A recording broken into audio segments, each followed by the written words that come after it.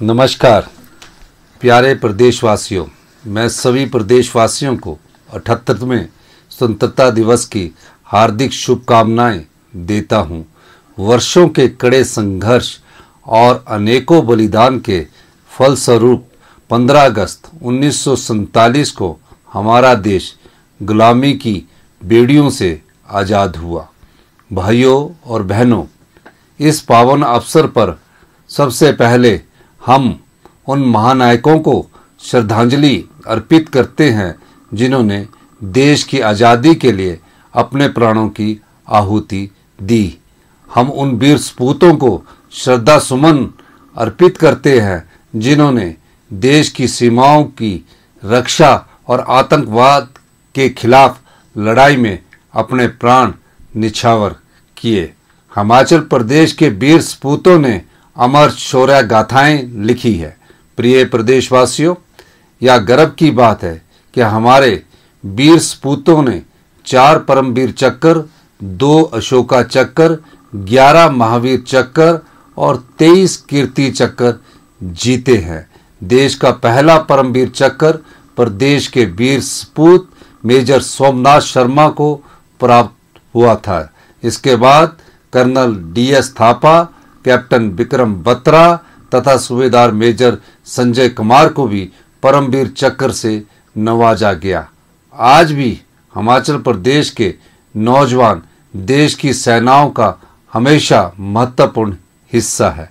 हमारी सरकार वयोवृद्ध स्वतंत्रता सेनानियों, सैनिकों, पूर्व सैनिकों तथा उनके परिवारों को हर संभव सहायता प्रदान करने के लिए प्रतिबद्ध है।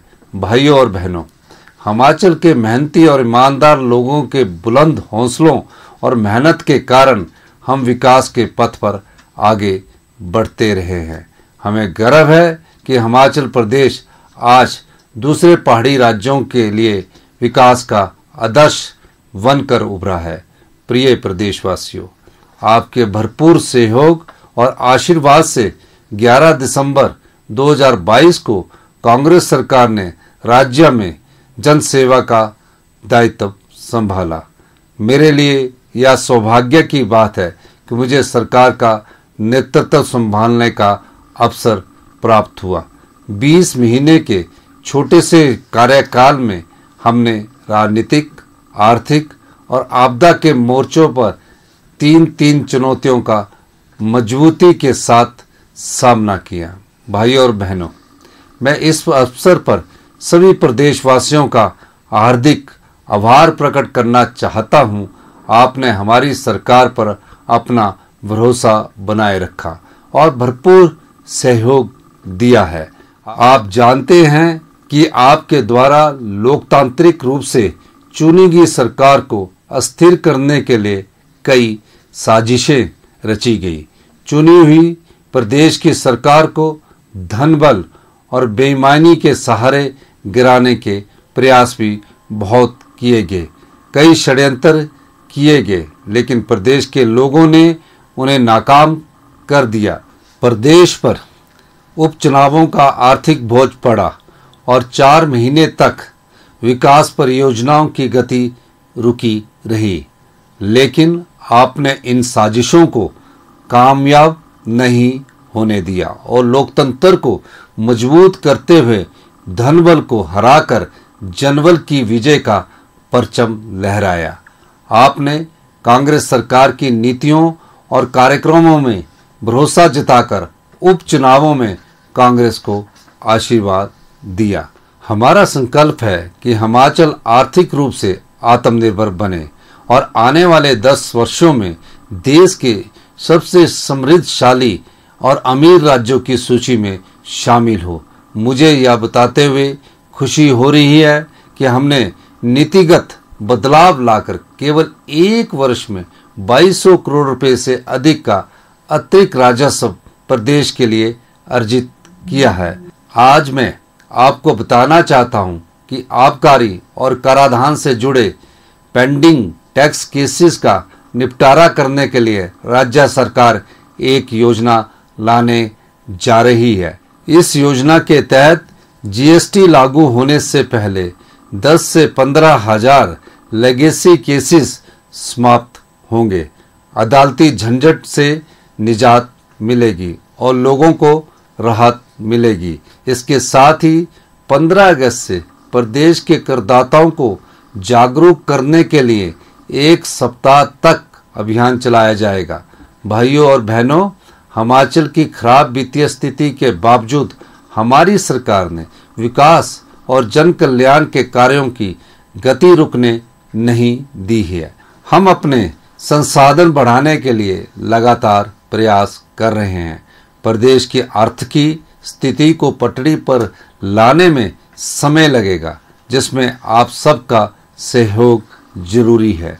मैं सरकारी कर्मचारियों से भी पूरे सहयोग का अनुरोध करता हूं। आज मैं आपको बताना चाहता हूं कि राज्य सरकार ने प्रदेश के हितों की अदालतों में भी पूरी मजबूती के साथ पैरवी की है। इन प्रयासों के कारण Adani powers, wild flower hall hotel जैसे केसों का फैसला हिमाचल प्रदेश के पक्ष में आया है। हमने शिमला डेवलपमेंट प्लान पर भी राज्य के लोगों के हितों को मजबूती के साथ अदालत में रखा है। प्रिय प्रदेशवासियों, हिमाचल प्रदेश की औसत प्रति व्यक्ति आय लगभग 2,35,000 रुपये प्रति वर्ष है, जो कि देश की प्रति व्यक्ति औसत आय से अधिक है। हिमाचल एक ऐसा प्रदेश बनता जा रहा है जहां लोग अमीर है पर सरकार गरीब है। इसका कारण पिछली सरकार ने अमीर गरीब दोनों को एक बराबर सब्सिडी देने की प्रथा शुरू कर दी। साथ ही कुछ ऐसे फैसले लिए जिनसे प्रदेश पर हजारों करोड़ रुपए का अतिरिक्त बोझ पड़ गया। उदाहरण के तौर पर ग्रामीण क्षेत्रों में बिजली और पानी दोनों के बिल राजनीतिक लाभ के लिए माफ कर दिए। जो व्यक्ति जरूरतमंद है उसे यह सुविधा मिले, इसका हमारी सरकार विरोध नहीं करती, लेकिन संपन्न परिवारों को इस सुविधा का लाभ नहीं मिलना चाहिए। बिजली का बिल जीरो करने से प्रदेश सरकार पर इस साल 780 करोड़ रुपए का अतिरिक्त बोझ पड़ेगा। पानी का बिल जीरो करने से प्रदेश सरकार पर इस साल 300 करोड़ रुपए का अतिरिक्त बोझ पड़ेगा। भाइयों और बहनों, मैं आपको विश्वास दिलाता हूं कि प्रदेश के नागरिक जो भी टैक्स देते हैं उसका एक एक पैसा सरकार जनहित के कार्यक्रमों में खर्च करेगी। मैं प्रदेश की मेहनतकश जनता से अपील करता हूं कि आप सभी हमें इस बदलाव में सहयोग दें। मैं एक और महत्वपूर्ण बात आपके ध्यान में लाना चाहता हूं कि भारत का वित्त आयोग हर 5 साल के लिए ऐसे प्रदेशों को विशेष सहायता देता है जो रेवेन्यू सरप्लस नहीं होते, यानी उनमें राजस्व पैदा करने के लिए साधन कम होते हैं। देश में राज्यों का गठन कंप्लीट इकोनॉमिक यूनिट्स के तौर पर नहीं किया गया है, इसलिए इन्हें रेवेन्यू सरप्लस एरिया की तरह देखना ठीक नहीं है। 15वें वित्त आयोग ने प्रदेश के साथ अन्याय करते हुए रेवेन्यू डेफिसिट ग्रांट को कम कर दिया है।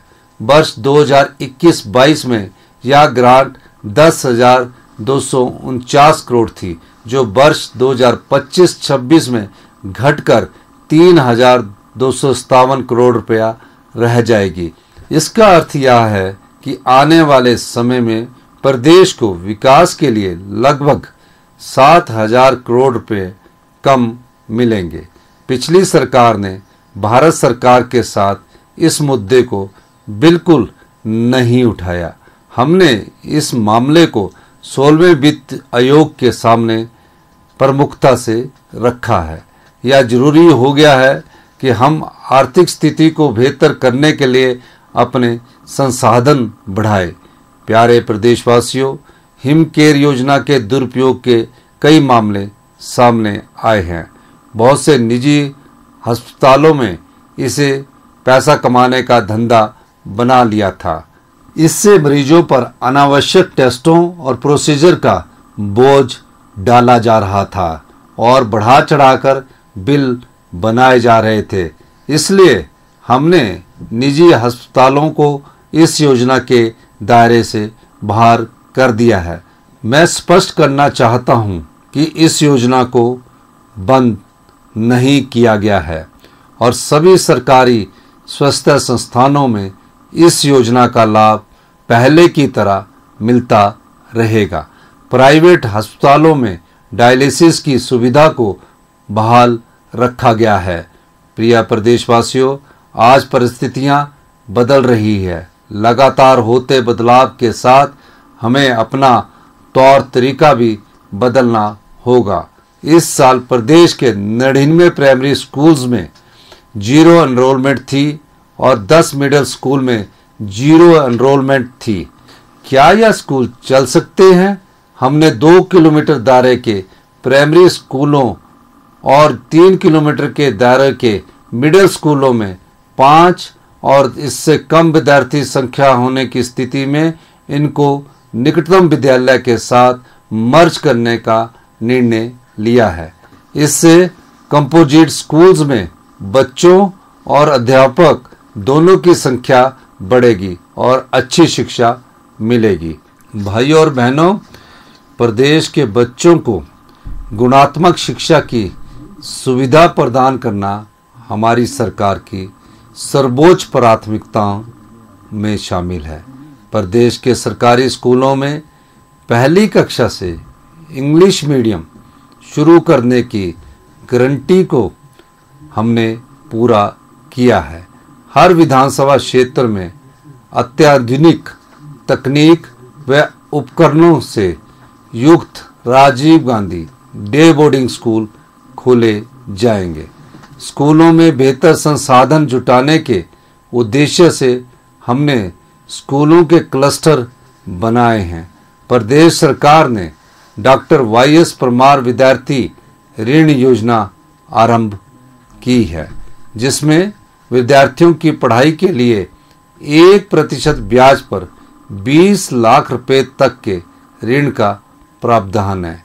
इस वित्त वर्ष में 850 शिक्षण संस्थानों को इंस्टीट्यूशन ऑफ एक्सेलेंस बनाने का लक्ष्य रखा गया है। भाइयों और बहनों, हिमाचल प्रदेश कर्मचारी चयन आयोग में युवाओं के भविष्य के साथ हो रहे खिलवाड़ को देखते हुए हमने इस आयोग को बंद कर भर्तियों में पारदर्शिता सुनिश्चित करने के लिए हिमाचल प्रदेश राज्य चयन आयोग खोला है। आयोग ने कुल लंबित 2,983 पदों के परिणामों में से 1,841 पदों के अंतिम नतीजे घोषित कर दिए हैं।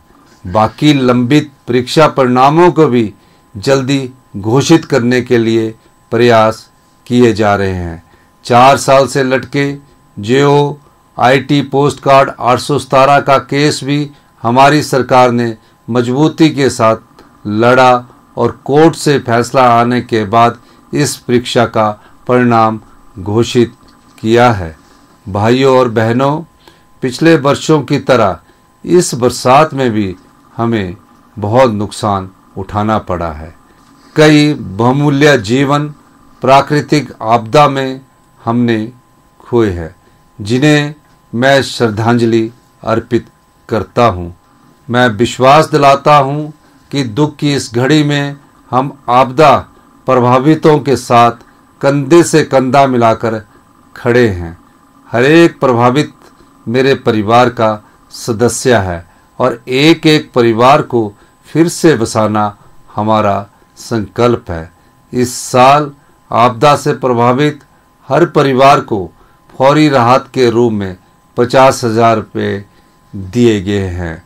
उन्हें 3 महीने तक किराए पर मकान के लिए शहरी क्षेत्र में 10,000 रुपया और ग्रामीण क्षेत्र में 5,000 रुपया प्रदान किए जा रहे हैं। प्रभावितों को मुफ्त राशन, गैस, बर्तन, बिस्तर और सिलेंडर भी उपलब्ध करवाए गए हैं। भाइयों और बहनों, मेरा मानना है कि सरकार की पहली जिम्मेदारी समाज के संवेदनशील वर्गों का संरक्षण और कल्याण सुनिश्चित करना है। मुख्यमंत्री सुख आश्रय योजना में 6000 बच्चों को चिल्ड्रन ऑफ द स्टेट के रूप में अपनाया गया है। इन बच्चों की पढ़ाई, जेब खर्च और देश के किसी भी हिस्से में घूमने का खर्चा प्रदेश सरकार उठा रही है। इन्हें स्टार्टअप शुरू करने और शादी के लिए 2-2 लाख रुपए की मदद दी जा रही है। इनके कल्याण के लिए 100 करोड़ रुपए के मुख्यमंत्री सुख आश्रय कोष का गठन भी किया गया है। प्रिय प्रदेशवासियों, अपनी चुनावी गारंटी को पूरा करते हुए हमारी सरकार ने इंदिरा गांधी प्यारी बहना सुख सम्मान निधि योजना शुरू की है ताकि महिलाएं स्वाभिमान के साथ जीवन यापन कर सके। इस योजना के अंतर्गत पात्र महिलाओं को सम्मान राशि के रूप में हर महीने 1500 रुपया प्रदान किए जा रहे हैं। इस प्रकार इन महिलाओं को सालाना 18,000 रुपये की सम्मान राशि दी जा रही है। लोकसभा चुनाव और उपचुनाव के दौरान आदर्श आचार संहिता के कारण 48,000 महिलाओं को 3 माह की लंबित 4500 रुपये की धनराशि का भुगतान कर दिया गया है।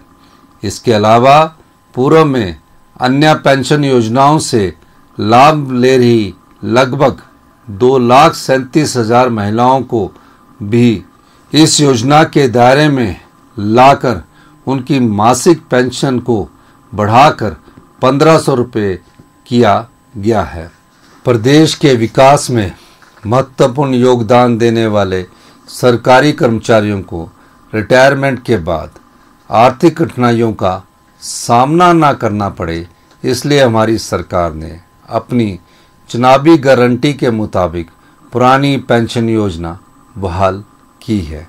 इस फैसले से प्रदेश के लगभग 1,36,000 से अधिक कर्मचारी और उनके लाखों परिवारों को फायदा मिला है, लेकिन कर्मचारियों के एनपीएस के लगभग 9,200 करोड़ रुपया अभी भी केंद्र सरकार के पास फंसे हैं। प्रिय प्रदेशवासियों, अपने एक और चुनावी वादे को पूरा करते हुए हमने युवाओं के लिए 680 करोड़ रुपए की राजीव गांधी स्टार्टअप योजना शुरू की है। पहले चरण में ई टैक्सी खरीदने के लिए 50% उपदान का प्रावधान है। दूसरे चरण में निजी भूमि पर 50% उपदान पर 100 से 500 किलोवाट तक के सोलर पैनल लगाए जाएंगे। तीसरे चरण में किसानों को प्राकृतिक खेती से जोड़ा जाएगा। प्राकृतिक खेती को बढ़ावा देने के लिए हिम कृषि उन्नति योजना भी लागू की गई है। इसके अंतर्गत लगभग 50,000 किसानों को शामिल करने के लिए 2600 कृषि समूहों को स्थापित करने का लक्ष्य रखा गया है। हिमाचल प्रदेश में तेजी से बढ़ रहे कैंसर के मामले गंभीर चिंता का विषय है। हमने कैंसर मरीजों के लिए फ्री इलाज और मुफ्त दवाइयाँ प्रदान करने का निर्णय लिया है। प्रिय प्रदेशवासियों, हमने टांडा मेडिकल कॉलेज में विशेषज्ञ डॉक्टरों और चिकित्सा अधिकारियों सहित विभिन्न श्रेणियों के 462 पद और आईजीएमसी शिमला व अटल सुपर स्पेशलिटी आयुर्विज्ञान संस्थान चम्याना में 499 पद भरने का फैसला लिया है। स्वास्थ्य विभाग में राज्य सरकार द्वारा लगभग 2700 पदों को भरा जा रहा है। प्रिय प्रदेशवासियों, बागवानी क्षेत्र का हमारे प्रदेश की अर्थव्यवस्था में महत्वपूर्ण योगदान है। बागवानों के हित में राज्य सरकार ने कई बड़े फैसले लिए हैं। इस साल सेब सीजन के दौरान यूनिवर्सल कार्टन का प्रयोग शुरू किया गया है। मंडी मध्यस्थता योजना के अंतर्गत सेब उत्पादकों की सभी देनदारियों का भुगतान करने के लिए 153 करोड़ रुपया जारी किए गए हैं। इसमें पिछली सरकार की 90 करोड़ रुपए की देनदारी भी शामिल है। इस साल भी सेब, आम और नींबू प्रजाति के फलों को 12 रुपये के समर्थन मूल्य पर खरीदा जा रहा है। भाई और बहनों, प्रदेश की लगभग 69% आबादी परोक्ष या अपरोक्ष रूप से कृषि क्षेत्र से जुड़ी है।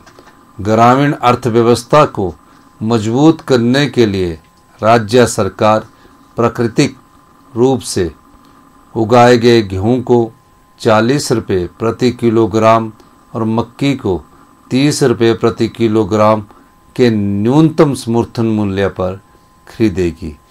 यह न्यूनतम समर्थन मूल्य देश के सभी राज्यों में सबसे अधिक है।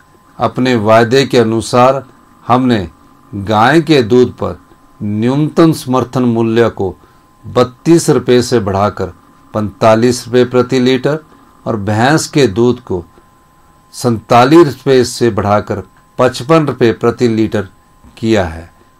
दूध खरीद पर न्यूनतम समर्थन मूल्य प्रदान करने वाला हिमाचल देश का पहला एकमात्र राज्य है।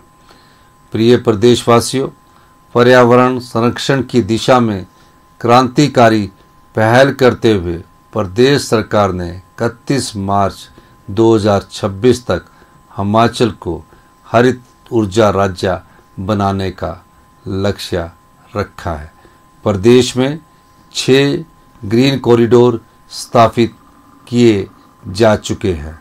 हमारी सरकार नालागढ़ में ऑयल इंडिया कंपनी की भागीदारी के साथ ग्रीन हाइड्रोजन गैस के उत्पादन के लिए 1 मेगावाट का प्लांट लगा रही है। ऊना जिला के पेखूवाला में 32 मेगावाट सौर ऊर्जा परियोजना मात्र 4 महीनों में जनता को समर्पित की गई है। इस परियोजना से सालाना 19 करोड़ 17 लाख रुपए के राजस्व लाभ का अनुमान है। कुटलैड़ विधानसभा क्षेत्र के अगलोर में 10 मेगावाट तथा गगरेट विधानसभा क्षेत्र के बंजाल में 5 मेगावाट क्षमता वाली सौर ऊर्जा परियोजना का निर्माण कार्य जारी है। इन परियोजनाओं के संचालन में प्रदेश सरकार को 11 करोड़ रुपए से अधिक राजस्व प्राप्त होगा। भाइयों और बहनों, पर्यटन हमारी आर्थिकी का मुख्य आधार है। प्रदेश सरकार पर्यटकों को बेहतर सुविधा और सेवाएं उपलब्ध करवा रही है, जिससे पर्यटन गतिविधियों में लगातार बढ़ोतरी हुई है। इस साल जून माह के अंत तक रिकॉर्ड 1 करोड़ से अधिक पर्यटक प्रदेश के भ्रमण पर पहुंचे।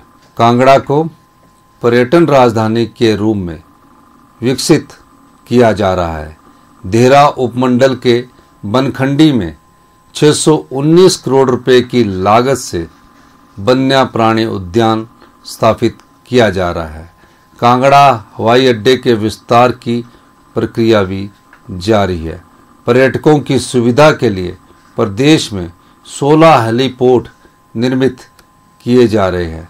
पर्यावरण की दृष्टि से प्रदेश में रोपवे निर्माण को भी गति दी जा रही है। शिमला में दुनिया के दूसरे और एशिया के पहले रोपवे पर शीघ्र ही कार्य शुरू कर दिया जाएगा। भाइयों और बहनों, राज्य सरकार लगातार सड़कों के नेटवर्क को बढ़ाने का प्रयास कर रही है। प्रदेश की कुल 3,615 पंचायतों में से 3,578 ग्राम पंचायतें मोटर योग्य अथवा जीप योग्य सड़कों से जुड़ी है। 15,580 गांवों को सड़क सुविधा से जोड़ा जा चुका है। बाकी पंचायतों को भी सड़कों से जोड़ा जा रहा है। हिमाचल प्रदेश पथ परिवहन निगम प्रदेश के दूर दराज इलाकों तक रोजाना लाखों यात्रियों को आवागमन की सुविधा उपलब्ध करवा रहा है। एचआरटीसी को इलेक्ट्रिकल बसें खरीदने के लिए 517 करोड़ रुपए का बजट आवंटित किया गया है। परिवहन निगम शीघ्र ही नई वोल्वो बसें, टेम्पो, ट्रैवलर, सुपर लग्जरी बसें खरीदेगा। परिवहन निगम में 357 कंडक्टरों को नियुक्ति दी गई है।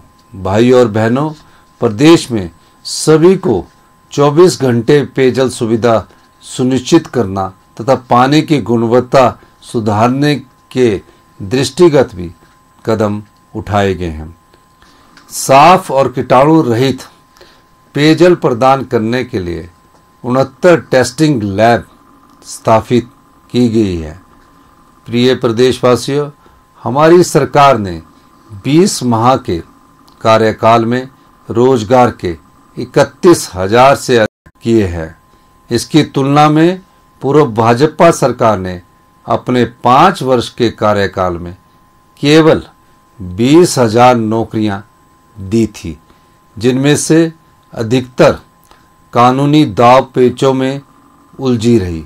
भाई और बहनों, प्रदेश में पहली बार तहसील और उप तहसील स्तर पर विशेष इंतकाल अदालतों का आयोजन करके 1,87,500 से अधिक राजस्व मामलों का निपटारा किया गया। इस व्यवस्था से आम आदमी को भूमि से जुड़े मामलों में बार बार सरकारी कार्यालयों के चक्कर काटने से राहत मिली है। प्रदेश सरकार ने विभिन्न अंतर्राष्ट्रीय प्रतियोगिताओं के पदक विजेताओं के लिए पुरस्कार राशि में भी वृद्धि की है। अवैध खनन रोकने तथा वैज्ञानिक खनन के माध्यम से प्रदेश के राजस्व में वृद्धि के लिए Himachal Pradesh mines and mineral policy 2024 लाई गई है। हमने निर्णय लिया है कि राज्य में खनन के लिए उपलब्ध उपयुक्त निजी भूमि को भूमि मालिकों की सहमति से खनिज निकालने के लिए नीलाम किया जा सकेगा।